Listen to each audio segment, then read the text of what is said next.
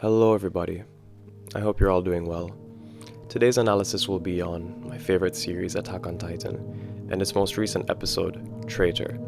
And I will be discussing as to why I believe this episode and the original chapter it's adapted from is one of the best pieces of Attack on Titan that was produced. And so, without further ado, I'd like to get into the discussion. So, we open this chapter with this new alliance deciding their plan of action, how they are going to take the port from the Jaegerists. And immediately off the bat, there is this sense of conflict, internal conflict between the decision making. There's a disparity in how they want to go about doing this.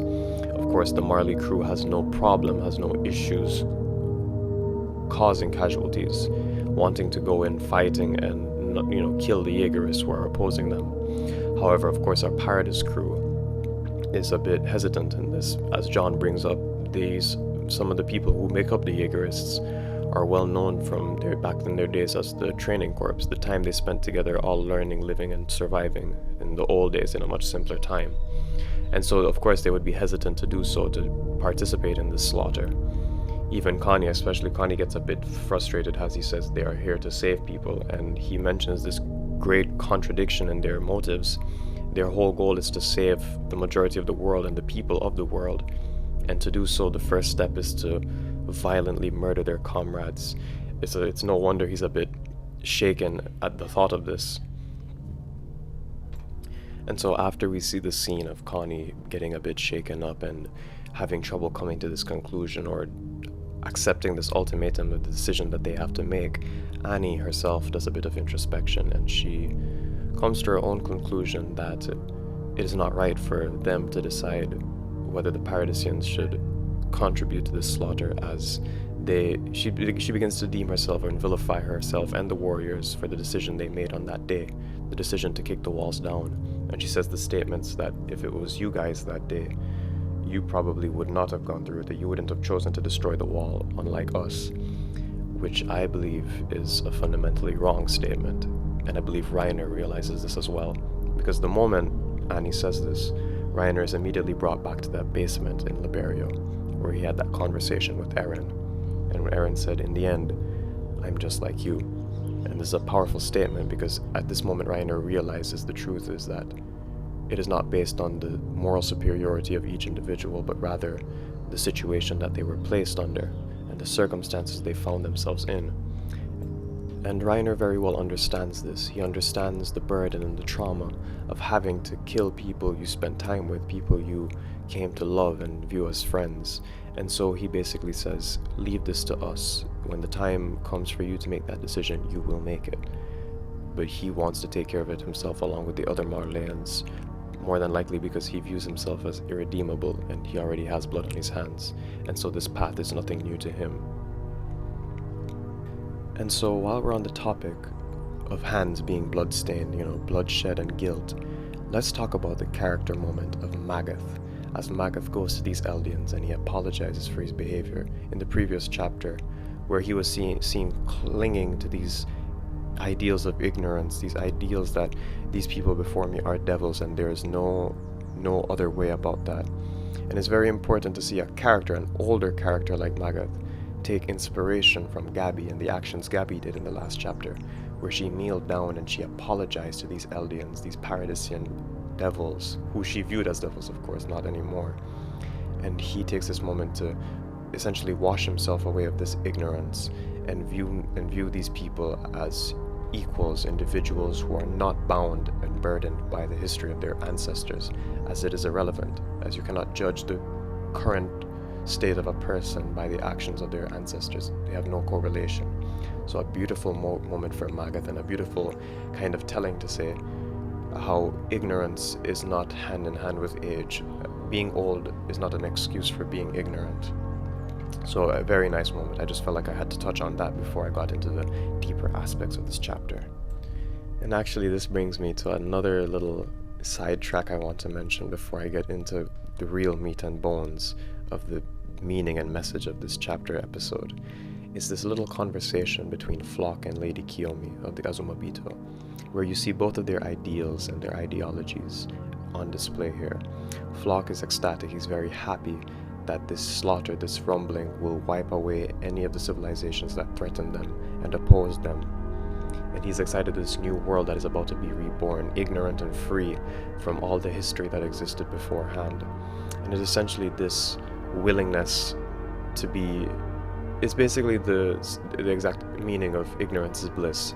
He's completely prepared to bring paradise back to a primitive stage where they had no idea of the world outside of them, and that there were people and innocent civilians and lives that existed outside the island that were carelessly and without consideration slaughtered. However, Lady Kiyomi brings up a point which I completely agree with. She has a statement, all you're doing is making the world smaller. And this is basically implying that human nature will always persist. Conflict between individuals is inevitable. And this does bring me back to a quote by the legendary Erwin Smith.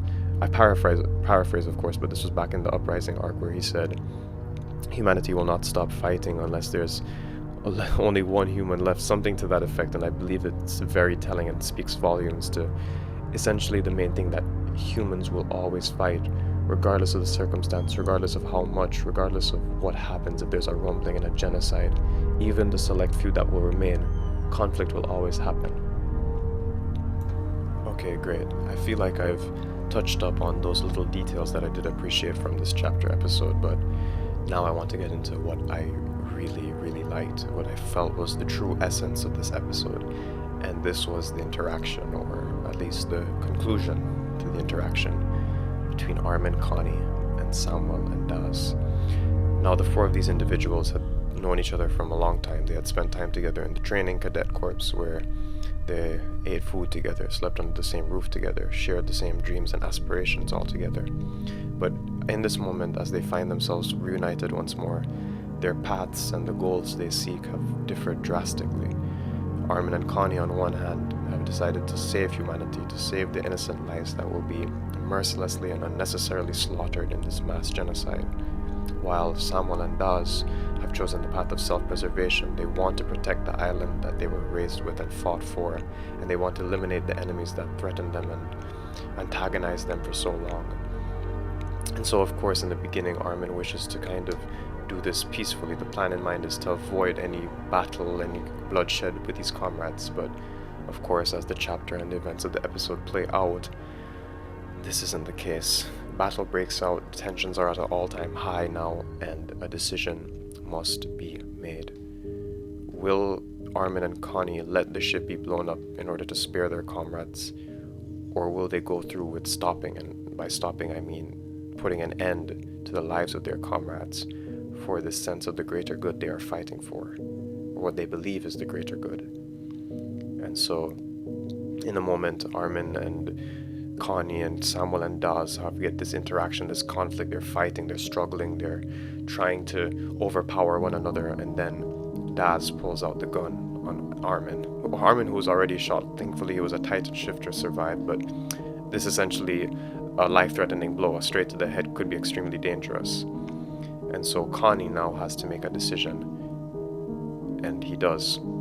He steals the gun from Samuel and proceeds to shoot Daz in the head and to shoot Samuel in the face. And right before this moment is what I feel is the real essence of this chapter.